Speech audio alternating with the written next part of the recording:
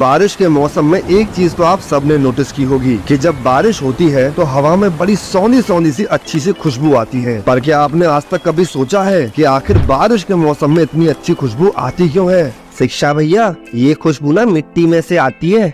ऐसा नहीं है धनिया, एक्चुअली में ये खुशबू ना तो मिट्टी में से आती है और ना ही बारिश की बूंदों में से। देखिए, जमीन में एक्टिनोमाइसिट्स नाम के बैक्टीरियाज होते हैं जो जियोस्मिन नाम का एक केमिकल छोड़ते हैं, और जब बारिश की बूंदें जमीन से टकराती हैं तो जियोस्मिन नाम का यह केमिकल हवा में घुल जाता है, और जब हम इस हवा में सांस लेते हैं तो इस केमिकल की वजह से ही हमें वह सौंधी सौंधी अच्छी सी खुशबू आती है, जिसे साइंस की भाषा में पेट्रिकोर कहा जाता है। बाकी आपको यह खुशबू अच्छी लगती है या नहीं, कमेंट्स में बताइए।